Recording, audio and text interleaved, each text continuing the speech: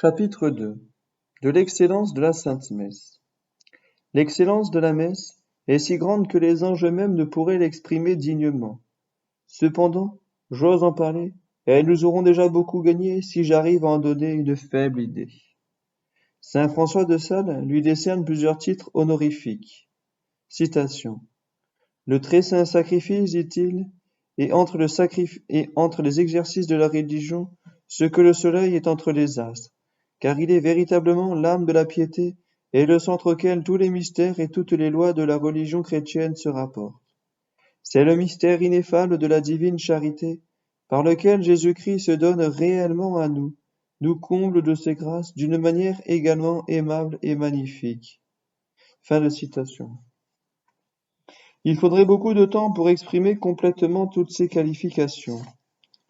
Le saint évêque de Gênes veut dire que le moyen de devenir vraiment pieux et de s'embraser réellement de l'amour divin, c'est d'entendre avec recueillement la sainte messe.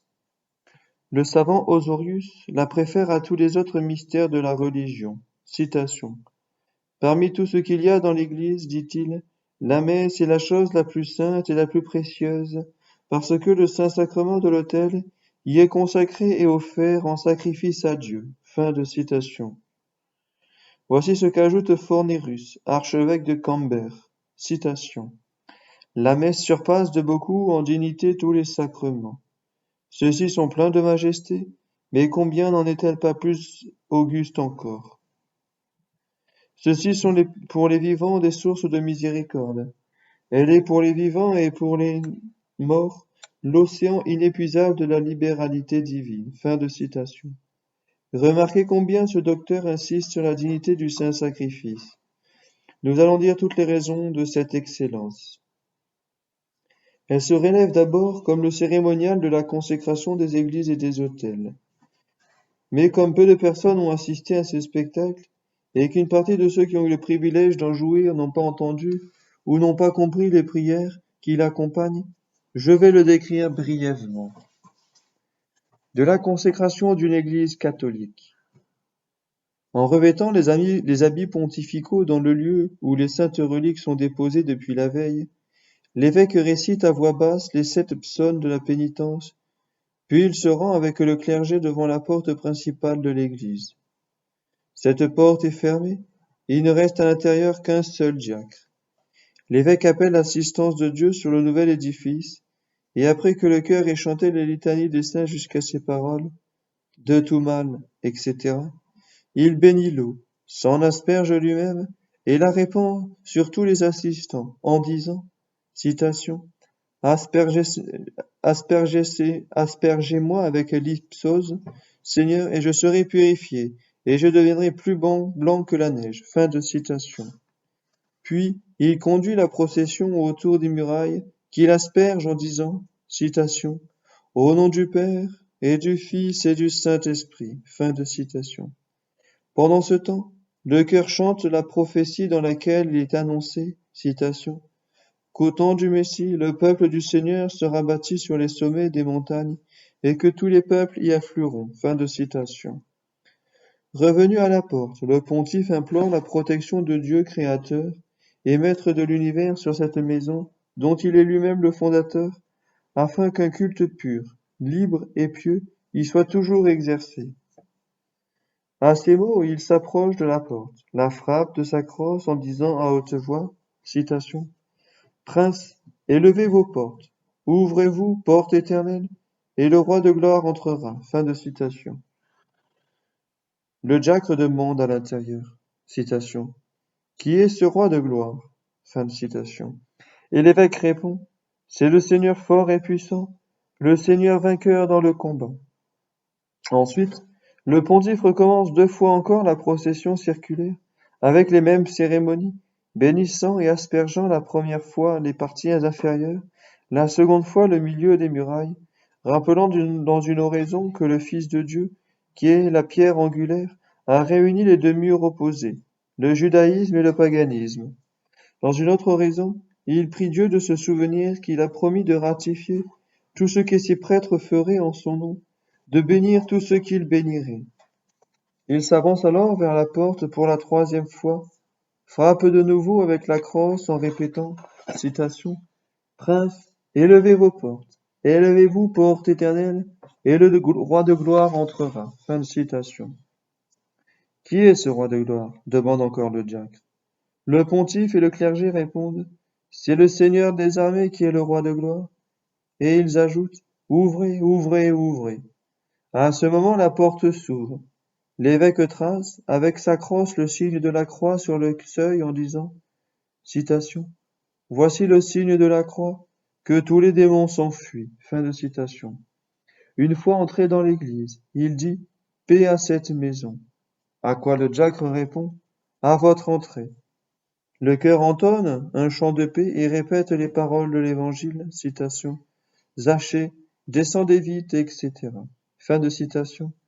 Et termine ainsi, citation, aujourd'hui le salut a été apporté par Dieu lui-même à cette maison. Fin de citation. Parvenu au milieu de la nef, l'évêque s'agenouille et commence l'hymne Veni Creator Spiritus. Puis viennent les litanies des saints dans lesquelles sont intercalées ces paroles. Daignez visiter ce lieu et envoyez les anges protecteurs. Et enfin, 3 fois l'invocation. Daignez bénir, sanctifier et consacrer cette église et cet autel. Les litanies terminées, on chante le cantique Benedictus en répétant après chaque verset les paroles du patriarche Jacob. Citation. Combien ce lieu est redoutable. C'est réellement ici la maison de Dieu et la porte du ciel. Fin de citation. Pendant ce chant, l'évêque écrit l'alphabet grec et latin, avec sa crosse, en forme de croix sur le sol, couvert de cendres à cet effet. Puis il bénit le sel, la cendre et le vin mêlés à l'eau, et on procède à la consécration du maître-autel. Le pontife récite d'abord l'ancienne et le psaume du commencement de la messe. Je m'approcherai de l'autel de Dieu, du Dieu qui réjouit ma jeunesse. Soyez mon juge, ô mon Dieu, et séparez ma cause de celle du peuple impie. Fin de citation. Pendant ces prières, il plonge le pouce dans l'eau, qu'il vient de bénir et trace une croix au milieu et aux 4 coins de la pierre. Dans l'oraison qui suit, il demande au Père éternel, au nom du sacrifice qui fut offert sur l'autel de la croix, de bénir cette pierre dont celle de Jacob n'était qu'un symbole. Aussitôt après, il entonne l'ancienne Asperges-moi avec l'hypsope. Et le chœur chante le psaume 50.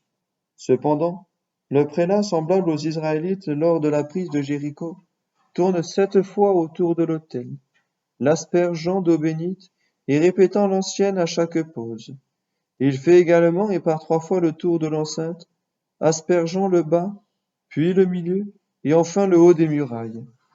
En même temps, le chœur chante le psaume 121 qui traite du juste, pacifique et heureux royaume du Christ, les 10 derniers versets du 67, où est prophétisée la mission des apôtres auprès des païens. Enfin, le 90, qui promet à ceux que Dieu protège la sécurité dans les dangers et contre les attaques de leurs ennemis. Ces chants et ces cérémonies terminées, l'évêque se place de nouveau au milieu de l'église, en face de l'autel, et rappelant dans une ancienne échelle de Jacob, sur laquelle les anges montaient et descendaient, il implore, pour ce lieu de prière, les plus abondantes bénédictions du ciel, après quoi il bénit le ciment destiné à sceller le tombeau. On se rend en procession au lieu où sont déposées les reliques qui doivent y être placées, et on les apporte dans l'église en chantant les anciennes suivantes, citation. Oh, qu'il est glorieux le royaume dans lequel les saints se réjouissent avec le Christ. Ils sont couverts de vêtements blancs, et ils suivent l'agneau partout où il va. La voie des saints est droite, le chemin par lequel doivent passer est prêt. Venez, élus de Dieu, entrez dans la cité du Seigneur, car on vous a bâti un temple nouveau dans lequel le peuple adorera la majesté du Seigneur. Fin de citation. Arrivé à la porte de l'église, on s'y arrête, et l'évêque adresse à l'assistance une allocution dans laquelle il célèbre la sainteté du tabernacle du Seigneur, tabernacle qui n'était cependant qu'une ombre de nos sanctuaires, et partant de là, il démontre combien nous devons respecter ces derniers. Il demande ensuite au fondateur ce qui est alloué à l'église, et on adresse un procès-verbal. Après une courte oraison, Le pontife fait sur la porte, avec le Saint-Crème, une onction en forme de croix. Puis la procession s'avance vers le maître-autel au chant de ces paroles. Citation. Les saints qui ont suivi les traces du Christ se réjouissent dans leur triomphe, et parce qu'ils ont versé leur sang pour l'amour de lui, ils tressailliront d'une éternelle allégresse. Cependant, le tombeau est consacré, les reliques y sont déposées et scellées, pendant que l'évêque dit: Vous avez pris place au sein, sous l'autel de Dieu. Sous l'autel de Dieu, j'ai entendu la voix des martyrs. Fin de citation. Puis encore, citation. Les corps des saints vivront dans l'éternité. Fin de citation. Et d'autres paroles tirées également de l'Écriture. Lorsque ce glorieux sépulcre est clos, l'évêque promène l'encensoir en forme de croix au milieu et aux quatre coins de l'autel. Ensuite, il le donne à un prêtre, qui continue d'encenser en tournant tout autour jusqu'à la fin de la cérémonie. Pendant ce temps, on chante le psaume 83, dans lequel David soupire après le temple de Moria. Le psaume 91, qui est une louange supplique adressée à Dieu. Le psaume 44, chant d'amour dans lequel sont célébrées les prérogatives communiquées par le Sauveur à l'Église. Le 147, qui exalte sa magnificence à l'égard de Jérusalem. Enfin, le consécrateur va oindre avec le Saint-Crème les 12 croix peintes sur les murailles et les encens de 3 coups, chacune en particulier. De retour à l'autel, il bénit l'encens qui doit y être brûlé et dont les grains sont placés, en forme de croix, sur les 5 croix de la pierre. On allume alors les cierges qui y sont posés, en faisant communiquer la flamme de l'un à l'autre, et pendant que ce foyer de lumière brûle sur l'autel, l'évêque s'agenouille en disant, citation, Venez, Esprit Saint, remplissez de lumière le cœur de vos fidèles, et allumez en eux le feu sacré de votre amour. Fin de citation. La cérémonie s'achève par des prières semblables, chantées sur le ton de la préface. À la fin, le pontife adresse à Dieu cette demande, citation, Confirmez ce que vous avez opéré parmi nous devant votre saint temple, qui est à Jérusalem. Alléluia. Fin de citation. Le chœur fait entendre le psaume 67, hymne de victoire de l'Église. On bénit les nappes et les ornements de l'autel, et l'évêque commence la messe. Ceux qui assistent à la consécration d'une église sont très surpris de ce grand nombre de cérémonies, d'onctions, de bénédictions et de prières. Pourquoi tant de peine, de temps et de frais? C'est pour rendre ce temple plus digne du sacrifice sublime qui doit y être offert, et l'autel assez pur pour recevoir l'agneau de Dieu, victime sainte et sans tache. Le chrétien se convaincra ainsi de la sainteté de la maison du Seigneur et du respect qu'elle exige. Le temple de Salomon n'était que l'image des nôtres. Cependant les Juifs et les païens eux-mêmes l'avaient en vénération. Le troisième livre des Rois, chapitre 8, est le second des Paralymphomènes du chapitre 6 et 7, rapporte qu'à la dédicace de cet édifice, Salomon immola 22 000 bœufs et 120 000 brebis. Pendant que le roi priait à haute voix, un feu mystérieux descendait du ciel, dévora toutes les victimes. Une nuée épaisse se répandit dans l'enceinte sacrée, et la majesté divine se rendit visible. À ce spectacle, les enfants d'Israël, saisis d'une frayeur surnaturelle, tombent le visage contre terre dans un profond sentiment d'adoration. Puis Salomon s'écria, Et est-il croyable que Dieu habite véritablement sur la terre? Si le ciel et les cieux des cieux ne peuvent vous contenir, combien le peut moins encore cette maison que j'ai bâtie? Qui comprendra jamais la dignité de ce temple? Cependant, il ne faisait que figurer nos églises, il n'enfermait que l'arche d'alliance, où étaient conservées les 2 tables de la loi, une corbeille de manne et la verge d'Aaron qui avait fleuri. Les victimes, dans les sacrifices judaïques, n'étaient que des animaux immolés et brûlés, offerts avec du pain, du vin, des gâteaux et autres choses semblables. Quelle n'est pas la supériorité du temple chrétien, consacré avec l'huile et le crème, aspergé d'eau bénite, parfumé avec les vapeurs de l'encens, sanctifié par l'imposition du signe de la croix et destiné à l'oblation du saint sacrifice. Au lieu de l'arche d'alliance, nous avons le saint ciboire dans lequel est conservé le pain véritablement céleste, le saint sacrement de l'autel, le vrai corps de Jésus-Christ. On nomme l'Église la maison de Dieu, et elle l'est en réalité, puisque notre Seigneur y demeure en tout temps. C'est là que l'armée des anges le sert et l'adore, le loue et lui apporte nos prières, touchant mystère figuré par la vision de Jacob. Une nuit, le patriarche endormi dans la campagne vit en songe une échelle allant de la terre jusqu'au ciel, sur laquelle les anges de Dieu montaient et descendaient. À ce spectacle, il s'écria, saisi de frayeur, citation, combien ce lieu est redoutable. Vraiment, c'est ici la maison de Dieu et la porte du ciel. Fin de citation. Il ennuie ensuite avec de l'huile la pierre sur laquelle sa tête avait reposé et l'érigea en autel. C'est là, je l'ai dit, un symbole prophétique de l'Église chrétienne, dans laquelle la pierre de l'autel est ointe avec l'huile, et le Saint-Crème, pierre sacrée dont on peut dire en vérité, citation, combien ce lieu est redoutable. C'est ici la maison de Dieu et la porte du ciel. Fin de citation. Là, les anges montent et descendent pour transmettre à Dieu nos prières et nous apporter ses grâces. Nos églises sont encore ce lieu dont le Seigneur parle par la bouche d'Isaïe. Citation. Je les conduirai à ma montagne sainte, je les remplirai d'allégresse dans la maison de prière. Leurs victimes, consumées sur mon autel, me seront agréables, et ma demeure sera nommée une maison de prière pour tous les peuples. Fin de citation. Tout cela prouve le respect que mérite le lieu saint. Ah, si nous avions une foi vive, c'est avec frayeur que nous y entrerions. C'est avec le plus profond anéantissement que nous adorerions notre Seigneur dans l'Eucharistie et que nous vénérerions les anges. David le proclamait hautement. Citation. J'irai dans votre maison et je vous adorerai avec crainte dans votre saint temple. En présence des anges, je chanterai vos louanges et j'exalterai votre saint nom. Fin de citation. Ceux qui causent, rient ou pêchent de toute autre manière pendant le service divin provoquent la colère de Dieu et se rendent coupables envers sa majesté d'une offense qui pourrait être grave. On ne saurait donc se comporter assez religieusement à l'Église, ni s'abstenir avec assez de soin de toute parole inutile, de tout regard curieux, ni y prier avec assez de dévotion, ni adorer avec assez de ferveur, ni y confesser ses péchés avec assez d'humilité et de repentir. La consécration des évêques. On reconnaît aussi l'excellence de la Sainte Messe à la consécration que reçoivent les serviteurs de l'autel, et dans laquelle ils ne peuvent exercer le moindre ministère.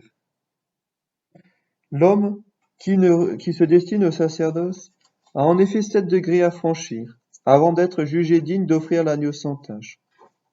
Ceux qui ont reçu les 4 premiers ordres sont destinés surtout à servir les prêtres à l'autel, mais aucun d'eux n'oserait toucher un calice, une patène, un corporal ou un purificatoire. Car, pour être autorisé à le faire, il faut avoir reçu le 5e ordre, le sous-diaconat, à moins d'une dispense particulière ou d'un cas d'absolue nécessité. De même que, dans la loi de Moïse, les Lévites seuls pouvaient toucher et nettoyer les vases sacrés, les prêtres, les diacres et les sous-diacres ont seuls le droit de toucher et de nettoyer les objets qui servent immédiatement à la célébration de la Sainte Messe. Il est convenable d'ailleurs que les choses employées à l'accomplissement du plus haut mystère et mises en contact avec le corps très saint de notre Seigneur soient entièrement pures. Des lois spéciales obligent les prêtres, les diacres et les sous-diacres à tenir ces objets dans la plus rigoureuse propreté. Il est certain que les ecclésiastiques négligents encourraient une responsabilité, laquelle pourrait même s'étendre à toute la paroisse, si le prêtre en était réduit à célébrer avec une aume malpropre, une chasuble déchirée, un calice oxydé, si l'autel restait privé d'ornements décents, pendant qu'à chaque fête les fidèles renouvellent leur toilette et en étalent le luxe dans l'église. Ne serait-ce point une preuve qu'on verrait d'un œil indifférent la pauvreté de la maison de Dieu? Cette église, vos pères l'avaient bâtie et pourvue des objets nécessaires. Faudrait-il donc que le mobilier durât aussi longtemps que les murailles? On le dirait, puisque vous vous mettez point en peine de l'entretenir. Ce spectacle attristant est une honte pour une paroisse, un signe certain qu'on n'y comprend plus l'excellence du sacrifice auguste du Nouveau Testament. On reconnaît plus particulièrement encore cette excellence aux cérémonies qui accompagnent la consécration sacerdotale. Un diacre, au moment d'être ordonné prêtre, est revêtu de l'amique, de l'aube et de l'étole passés sur l'épaule gauche et attachés sur le côté droit. Il s'agenouille devant l'évêque assis sur son trône, près de l'autel. Le pontife lui représente la gravité des fonctions qu'il est appelé à remplir et demande au peuple s'il l'en juge digne. Si personne ne réclame, le prélat s'agenouille et écrit à haute voix les litanies des saints, pendant que le diacre, prosterné, le visage contre terre, prie avec lui. Il lui pose ensuite la main sur la tête, dit une oraison et une longue préface, lui met l'étole autour du cou et la chasuble sur les épaules. La consécration proprement dite a lieu pendant la récitation du Veni Creator. L'évêque est assis sur son siège. L'ordinant, à genoux, lui présente les mains. L'évêque y fait les onctions avec les saintes huiles en disant, citation, « Daignez, Seigneur, par ces onctions et par notre bénédiction, consacrer et sanctifier ses mains. » Fin de citation. Puis il y ajoute, en y faisant le signe de la croix, citation, « Au nom de notre Seigneur Jésus-Christ, que tout ce que ses mains béniront soit béni, que tout ce qu'elles consacreront soit consacré. » Fin de citation. À ces mots, il attache l'une contre l'autre, avec une bandelette de lin, les mains du diacre puisqu'il lui présente le calice avec la patène et l'hostie. Citation.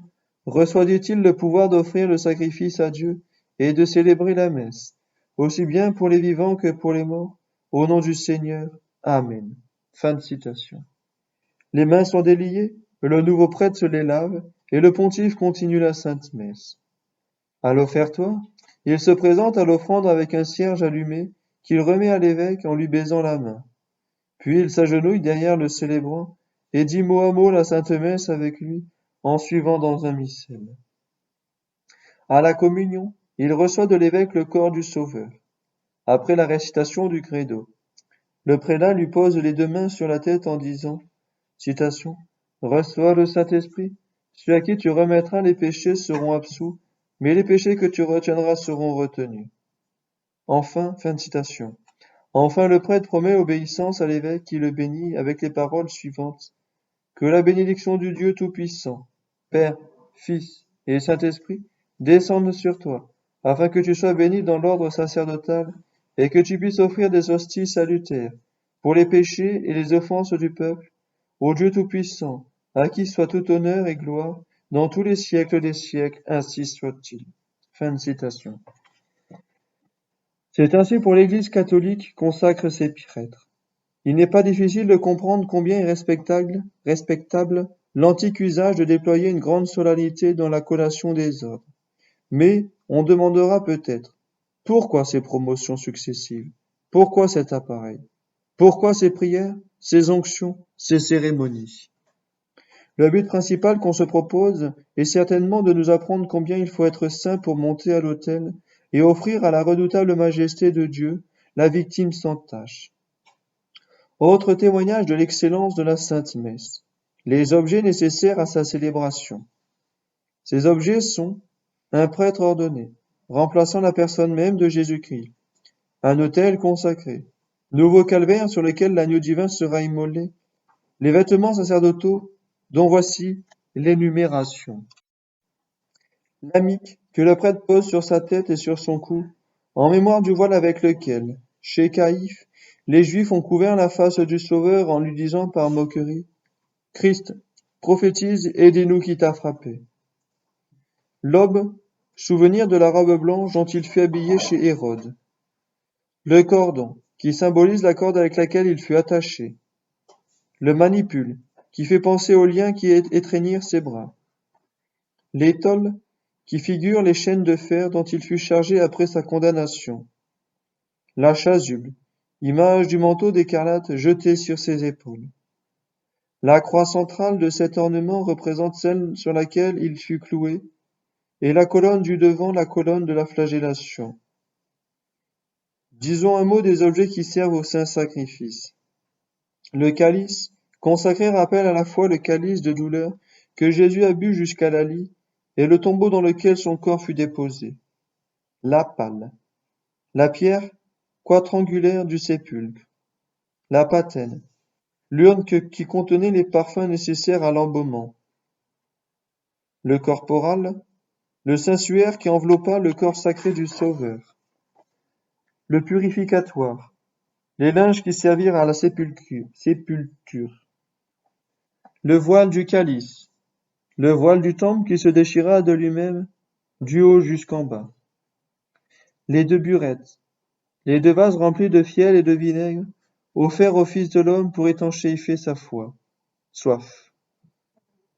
À cette énumération des choses requises pour la célébration de la messe, ajoutez du pain azime, un crucifix posé sur le tabernacle, du vin, de l'eau, 2 chandeliers garnis de cierges, un missel, un pupitre, 3 nappes couvrant l'autel, un manuterge avec lequel le prêtre s'essuie les mains après les ablutions, une clochette, et enfin un clerc qui sert le prêtre à l'autel et lui répond au nom du peuple.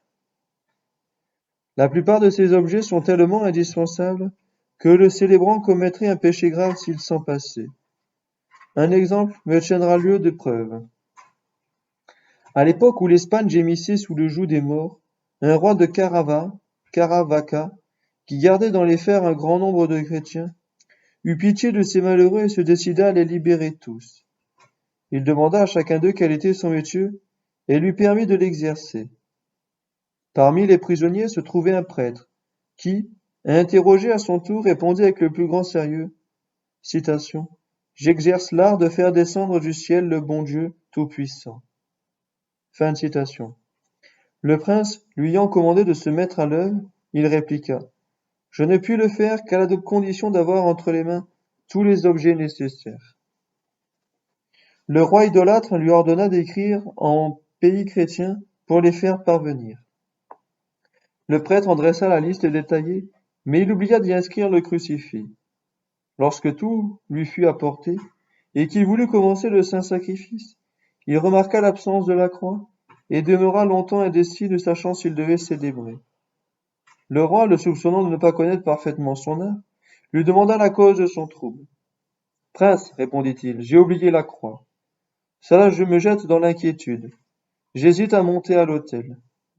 Pendant qu'il délibérait ainsi, invoquant le secours du ciel, la voûte de pierre s'entr'ouvrit, et 2 anges, brillants comme le soleil, descendirent portant dans leurs mains une croix de bois toute lumineuse qu'ils placèrent sur l'autel.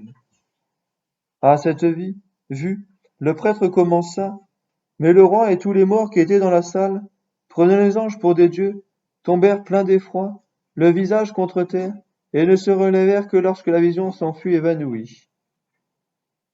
Telle est l'origine de la croix espagnole que l'on conserve à Caravaca avec la plus grande vénération et qui est montrée au peuple le jour anniversaire de celui où elle fut apportée du ciel. Ce fait prouve bien l'importance que nous devons attacher à tout ce qui sert à la célébration du saint sacrifice. On reconnaît enfin l'excellence de la messe aux cérémonies prescrites pour la célébrer. Je ne citerai ici que les plus importantes. Le prêtre fait sur lui 16 fois le signe de la croix. Il se tourne 6 fois vers le peuple. Il baise l'autel 8 fois. 11 fois, il lève les yeux au ciel. Il se frappe 10 fois la poitrine. Il fait 10 génuflexions. Il joint les mains 54 fois. Il fait 21 inclinaisons de la tête et 7 avec les épaules. Et il se prosterne 8 fois. Il bénit 31 fois l'offrande avec le signe de la croix. 22 fois il pose les 2 mains sur l'autel. Et il prie en les étendant 14 fois, et en les joignant 36 fois. Il met sa main gauche seule à plat sur l'autel 9 fois. Il la porte 11 fois sur sa poitrine. Il élève les 2 mains vers le ciel 14 fois. 11 fois il prie à voix basse, et à voix haute 13 fois. Il découvre 10 fois le calice. Enfin il change de place 20 fois. Il doit observer encore une foule d'autres prescriptions, ce qui porte à 500 le nombre de cérémonies. Joignez à ce chiffre celui des rubriques, et vous verrez que le prêtre, qui dit la messe suivant le rite de l'Église catholique romaine, est astreint à 900 obligations différentes. Chacun de ces points a sa raison d'être, sa signification spirituelle, son importance. Chacun tend à faire accomplir avec la foi requise le redoutable sacrifice de l'autel.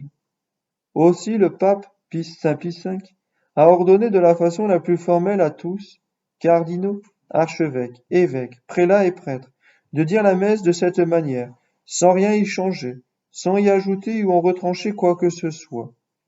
La moindre négligence pourrait prendre ici une certaine gravité, tant parce qu'elle aurait pour objet l'acte le plus grand et le plus saint de notre culte, que parce qu'elle serait une désobéissance formelle à l'ordre du pape.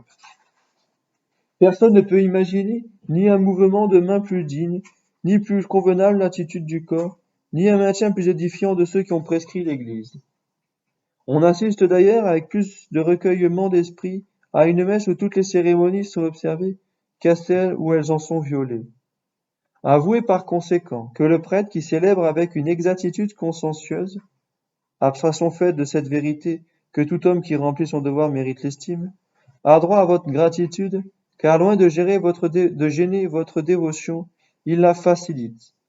Grâce à lui, vos prières sont plus pressantes, et il contribue pour une large part de leur succès. Du principal prêtre de la Sainte Messe. Bien que la dignité du saint sacrifice ressorte clairement des cérémonies et des prières de la consécration de l'Église et de l'autel, comme de l'ordination du prêtre et des prescriptions liturgiques, rien cependant n'en démontre mieux l'excellence que la personne même du sacrificateur. Or, ce sacrificateur, qui est-il? Le prêtre? L'évêque? Le pape? Un ange? Marie la reine des saints? Ce n'est personne d'autre que le prêtre des prêtres, l'évêque des évêques, le Fils unique de Dieu, Jésus-Christ que son Père lui-même ordonna prêtre éternel selon l'ordre de Melchisédek. Oui, c'est lui qui donne à la Sainte Messe une excellente incomparable. C'est lui qui élève le sacrifice chrétien au rang d'œuvre divine. Que Jésus-Christ soit le prêtre, je le prouverai par ces paroles de saint Jean Chrysostome. Citation. Les prêtres, dit-il, sont de simples serviteurs. Celui qui sanctifie en transustancie l'offrande, c'est Jésus-Christ. À la dernière scène, il a consacré le pain et le vin. Maintenant encore, il continue d'opérer le même miracle. C'est pourquoi, ô chrétien, quand tu vois le prêtre consacré, souviens-toi que c'est la main invisible de Dieu et non la sienne qui accomplit le sacrifice. Fin de citation.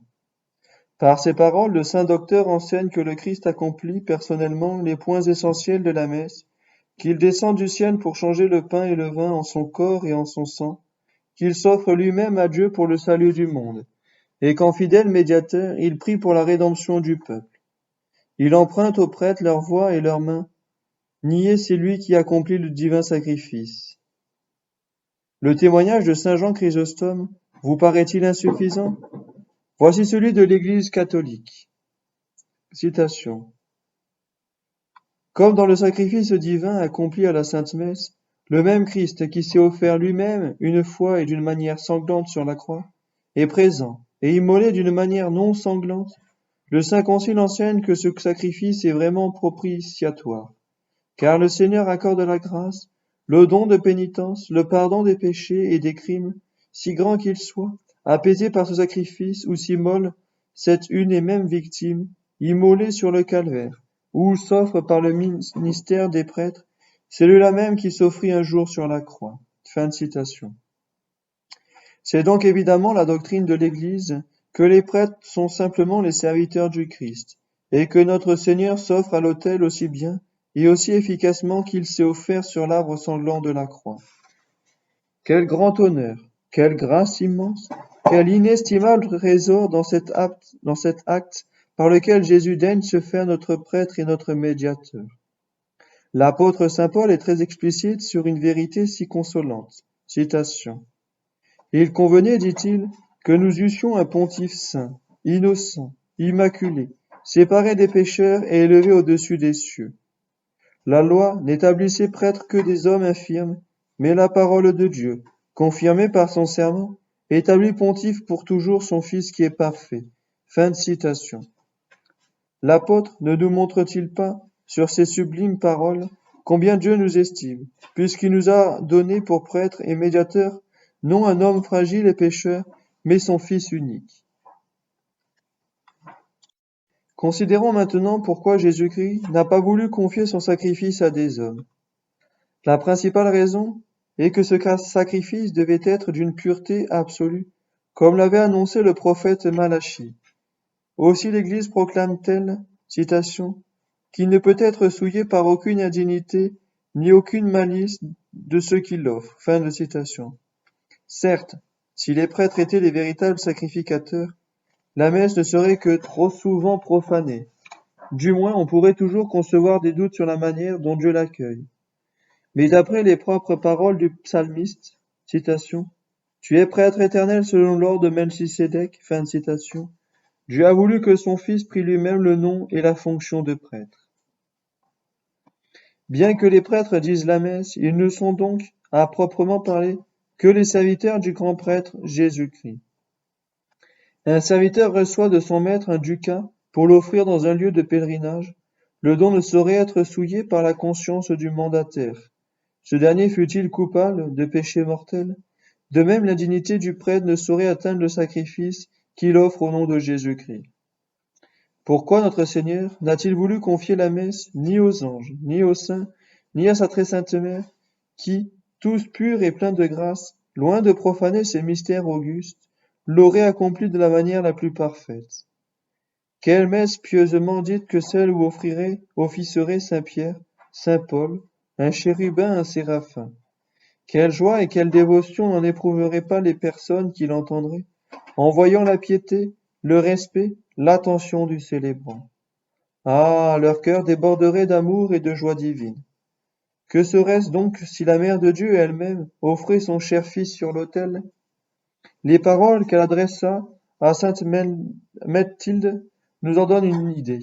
Citation. J'ai offert mon Fils le jour de la purification, lui dit-elle, avec une si grande piété et une telle reconnaissance que la dévotion de tous les saints n'aurait pu égaler la mienne. Fin de citation. Or, si Marie avait ces sentiments quand elle était encore sur la terre, que n'éprouverait-elle pas maintenant qu'elle est au ciel? Quelle ne serait pas la vertu, la puissance, la sainteté du sacrifice qu'elle offrirait? Une telle œuvre serait assurément quelque chose d'ineffable. Elle resterait néanmoins infiniment au-dessous de ce qu'exige la sainteté de Dieu, et le sacrifice ainsi accompli ne mériterait pas de lui être offert. La seule oblation vraiment convenable est celle dans laquelle la personne du sacrificateur est au niveau de la majesté souveraine. Aussi Jésus-Christ n'a confié la messe à aucun ange, à aucun saint, à aucun homme. Il se l'est réservé à lui seul, parce que, seul, il est en rapport avec la grandeur du destinataire. Il suit de là que toute messe est infinie en valeur et invisiblement célébrée avec une dévotion, un respect qui dépasse l'entendement des anges et des hommes. C'est ce que le Christ a révélé lui-même à sainte Mathilde. Citation. Seul, lui dit-il, je comprends parfaitement comment je m'immole chaque jour sur l'autel pour le salut des fidèles, ce que ne peuvent comprendre entièrement ni les chérubins, ni aucune puissance céleste. Fin de citation. Comment, après cela, oserons-nous parler de l'excellence d'un tel sacrifice? Quel insondable mystère, ô mon Jésus! Heureux l'homme qui mérite, par sa ferveur au pied de l'autel, d'en recevoir les fruits. À la lumière de ces paroles, chers lecteurs, méditez les avantages que vous procure l'assistance à la Sainte Messe. Rappelez-vous que notre Seigneur s'y offre lui-même pour vous, et que, se plaçant comme médiateur en votre faiblesse et la justice divine, il retient le châtiment qu'appellent chaque jour vos péchés. Oh, si vous en étiez convaincus, comme vous aimeriez le saint sacrifice, comme vous soupireriez après le bonheur d'y prendre part, comme vous y assisteriez pieusement, comme vous souffrirez d'en être privé.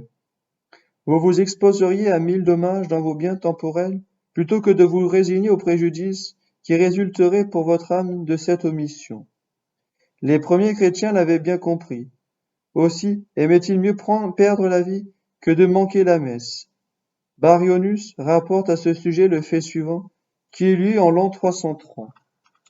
En dépit de l'édit des empereurs Dioclétien et Maximien, rendu à l'instignation de Galère, et bien que toutes les églises furent détruites à Aluta, ville d'Afrique, beaucoup de chrétiens, hommes et femmes, entendaient la messe dans une maison particulière. Ils furent découverts, saisis et traînés devant le juge, sur la place publique. Le missel et les autres livres saints que les païens leur avaient pris furent profanés et jetés au feu. Mais par l'intervention de Dieu, une averse soudaine tomba sur le brasier, l'éteignit.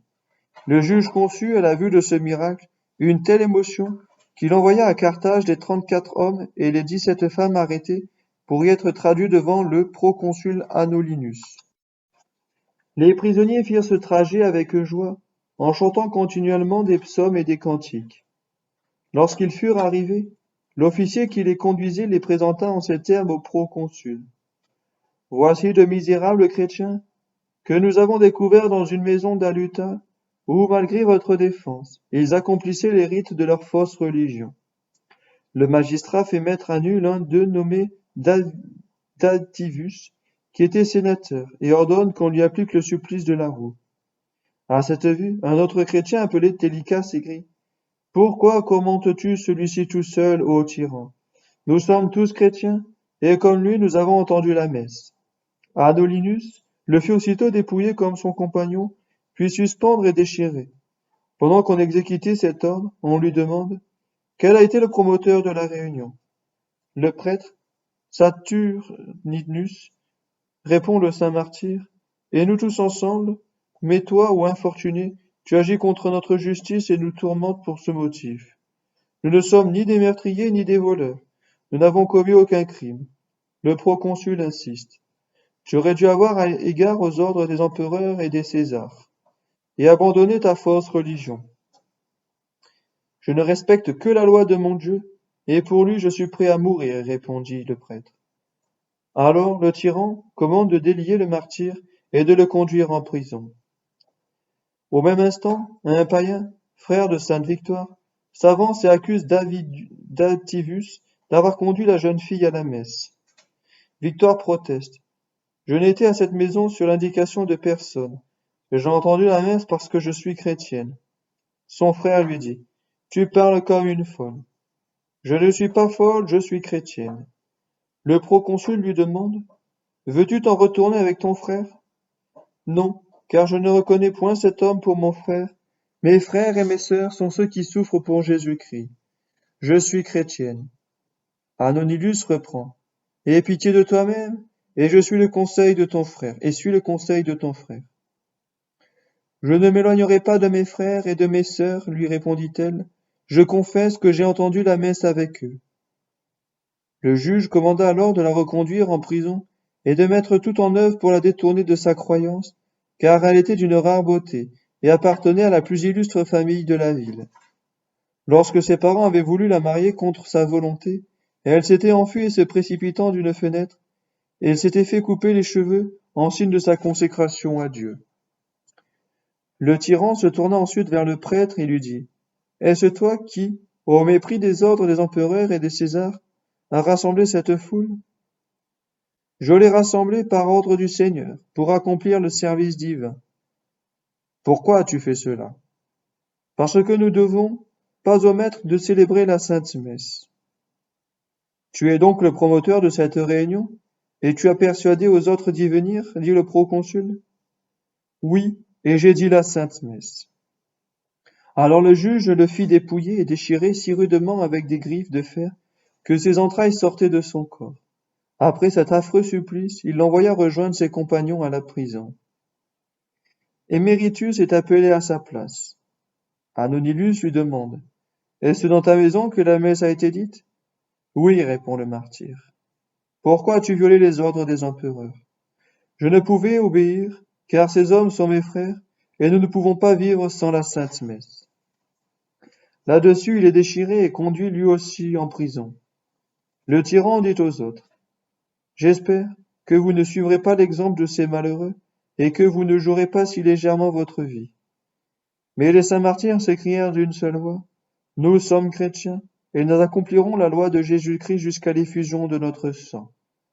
S'adressant à l'un d'eux, nommé Félix, Anonilus lui dit: Je ne te demande pas si tu es chrétien, mais si tu as été à l'assemblée, et si tu as entendu la messe. Félix répondit: Quelle sotte question! Comme si on pouvait être chrétien sans entendre la messe. Je te dis, affreux Satan, que nous nous sommes réunis et que nous avons assisté à la sainte messe. À cette réponse, le tyran s'emporte tellement qu'il jette à terre le généreux confesseur et le fait rouler de coups jusqu'à le laisser pour mort. Ainsi le proconsul, furieux, passa tout le jour à tourmenter les prisonniers, et quand il vint la nuit, il fit enfermer dans un cachot ceux qui respiraient encore, en défendant aux gardiens, sous peine de mort, de leur donner à boire ou à manger. Leurs parents et leurs amis, ayant obtenu la permission de les voir, leur apportèrent en secret, sous leurs habits, quelques rafraîchissements. Mais les geôliers fouillaient avec soin les pieux visiteurs, leur enlevaient leurs provisions et les accablaient de coups.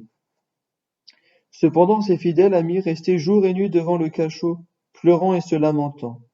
Ils espéraient attirer par là la piété d'Anolinus sur les pauvres captifs. Mais le tyran était si opiniâtre dans sa méchanceté qu'il laissa languir les serviteurs et les servantes de Jésus-Christ et les fit mourir par l'affreux supplice de la faim. Cette histoire que Baronius a tiré mot pour mot des actes ont servi à la canonisation des saints martyrs démontre clairement que, dès les premiers siècles du christianisme, les fidèles entendaient la messe comme ils le font à présent. Elle nous prouve aussi le zèle qui apportaient les chrétiens, puisqu'ils aimaient mieux mourir que de la manquer. D'où leur venait cette ferveur? De ceux qu'ils en connaissaient le prix infini. À nous de puiser dans leurs exemples une grande dévotion envers les saints mystères. Du précieux don offert à la Sainte Messe. Quoique nous nous soyons déjà beaucoup étendus sur l'excellence de la messe, il reste un point très important à traiter. La valeur de l'offrande présentée à la Sainte Trinité. Suivant la doctrine de saint Paul, citation, « Tout pontife est établi pour offrir des dons et des victimes ». Fin de citation. Le Christ, ordonné prêtre par son Père, a donc lui-même une offrande à faire. En quoi consiste-t-elle? L'apôtre ne le dit pas. Il s'en rapporte à notre mémoire, et la réponse va être l'objet du présent paragraphe. Nous comprenons, à première vue, que cette offrande ne saurait être une chose vulgaire, car plus le donataire est grand, plus précieux doit être aussi le don. Or, il s'agit ici d'un Seigneur d'une telle majesté que le ciel et la terre ne sont rien en sa présence. Et écoutez la parole du sage. Citation. Le monde entier est devant lui comme le petit grain qui fait à peine pencher la balance, comme la gouttelette de la rosée du matin qui tombe sur une feuille. Fin de citation. S'il en est ainsi, où prendre dans l'univers quelque chose qui soit digne de lui être offert? Dans le ciel même, que trouvera Jésus-Christ en dehors de Dieu? Une seule chose, je vous répondrai. Sa sainte, son immaculée, sa bienheureuse humanité, c'est-à-dire son corps, son sang et son âme. Citation. Le Christ est à la fois le prêtre et l'offrande, dit saint Jean Chrysostome. Le prêtre, selon l'esprit, l'offrande, selon la chair. Il offre et il est offert. Fin de citation. Saint Augustin s'exprime de même. Citation. Le Christ est en même temps prêtre et offrande, car ce qu'il a offert, c'est lui-même. Fin de citation. Son humanité est l'œuvre la meilleure, la plus précieuse qui soit sortie de la main toute-puissante de Dieu, ainsi que la Sainte Vierge l'a rappelé à Sainte Brigitte. Le Dieu libéral a donné en partage à cette humanité tant de grâce, de richesse, de vertu, de sainteté et de sagesse qu'elle ne saurait en recevoir davantage. Non que Dieu ne puisse absolument rien lui conférer de plus, mais parce que sa capacité à elle-même est infinie. Bien que la très sainte Vierge soit une perfection incompréhensible pour nous, on ne peut cependant pas plus la comparer à l'humanité du Christ qu'on ne peut mettre en parallèle la lumière d'un flambeau avec celle du soleil. L'humanité du Christ, à cause de cette singulière excellence, n'était pas seulement, sur la terre, honorée des hommes, elle l'était encore des anges, et elle continue aujourd'hui à être de la part de ces esprits célestes l'objet d'une vénération à laquelle nulle créature ne saurait prétendre. Oui, Dieu a répandu dans les anges une sainteté insigne, des perfections sans nombre. Il a communiqué à beaucoup d'hommes des grâces éminentes et d'héroïques vertus. Il a dépassé tout cela en comblant dès cette vie la bienheureuse Vierge Marie de privilèges uniques. Cependant, tous ces dons sont comme divisés entre les différents saints, tandis que le Saint-Esprit les a réunis tous et magnifiquement en Jésus-Christ. Il y a plus. Il a rempli l'humanité du Sauveur de beaucoup d'autres grâces. j'oserais presque dire de grâce infinie, de richesse, de trésors célestes, qui ne se trouvent nulle part ailleurs, même pas en Marie. C'est proclamer assez haut que cet océan de perfection est au-dessus de tout langage, de toute louange. Tel est le don que le grand prêtre Jésus-Christ, Fils unique de Dieu, quotidiennement à la Sainte Trinité dans le sacrifice de la messe. Mais ce don, il ne l'offre pas seul. Il y joint encore tout ce qu'il y a fait pour la gloire de Dieu, pendant les 33 années qu'il a passées sur la terre, les amères souffrances qu'il a endurées, ses jeûnes, ses veilles, ses prières, ses voyages, toutes les fatigues de l'apostolat, tant de persécutions, d'humiliations, de moqueries et d'injures, sa flagellation, son couronnement d'épines, son crucifixion, ses plaies, ses angoisses, ses larmes, sa sueur au jardin des Oliviers, son effroyable agonie, l'eau de son côté, les ondes sacrées de son sang. Jésus-Christ à la messe met tout cela sous les yeux de la Sainte Trinité, avec le plus grand amour, avec le plus ardent amour, et la presse de l'agréer. Mais voici le comble des merveilles. Cette humanité si parfaite, si riche de mérite, est inséparable du Verbe. C'est-à-dire que si le Verbe n'est pas dans sa divinité l'objet même du sacrifice, il l'est réellement dans la nature humaine, où il réside et qui est devenu sienne par l'incarnation. Concevoir le prix, la dignité d'un tel don est au-dessus de toute intelligence. Autre considération. Le Christ n'offre pas son humanité sous la forme qu'elle a actuellement au ciel, mais dans l'état où elle est sur l'autel. Au ciel, elle est si glorieuse que les anges tremblent devant sa majesté, tandis que, sur l'autel, elle s'abîme dans un tel excès d'humiliation et d'abaissement que ses purs esprits en sont confondus. Vous la voyez couverte des apparences de l'hostie, comme un vêtement grossier, elle y est enfermée comme dans une prison. Les espèces qui l'entourent la tiennent tellement à l'étroit que lorsqu'elles sont portées d'un lieu à l'autre, elle y est transportée aussi, et que, tant qu'elle subsiste, aucune puissance ne peut l'en séparer. Au ciel, elle a ses proportions naturelles. Sur l'autel, elle ne dépasse pas les dimensions de la Sainte Hostie. Dans la plus petite parcelle, elle est tout entière et occupe aussi peu d'espace que la parcelle elle-même.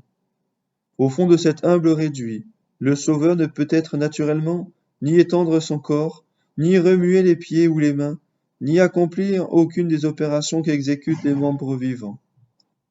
Il agit comprimé, dépouillé de toute la puissance de ses organes.